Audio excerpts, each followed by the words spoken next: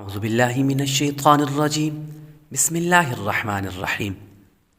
عورت کی پیدائش کی حکمت۔ پیاری پیاری اسلامی بہنوں اور پیارے پیارے اسلامی بھائیوں، غور کیجئے اللہ پاک نے عورت کو کس لیے پیدا فرمایا ہے؟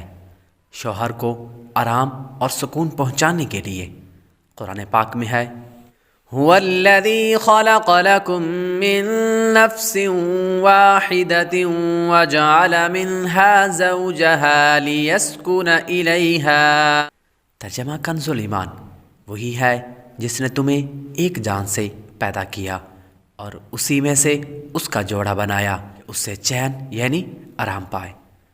مشہور مفسر قرآن حکیم الامت مفتی احمد یار خان نعیمی رحمۃ اللہ علیہ اس آیت کی تفسیر میں فرماتے ہیں، بیوی اس لیے ہے کہ اس سے اولاد حاصل کی جائے اور وہ خاوند کے سکون قلب کا ذریعہ بنے، اس طرح کہ اس کا گھر سنبھالے، اسے آرام پہنچائے، اس لیے نہیں کہ خاوند کو یا اولاد کو کما کر کھلائے۔ مزید فرماتے ہیں، بیوی بچوں کا خرچہ مرد کے ذمہ ہے، اگر اس کے برعکس کیا گیا تو فطرت اور قانون الہی کے خلاف ہوگا، کبھی برکت اور کامیابی نہ ہوگی۔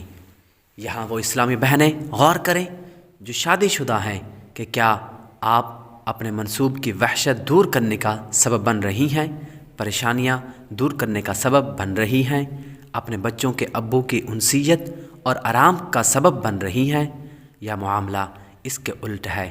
اگر الٹ ہے تو اپنی سمت درست کرنی چاہیے۔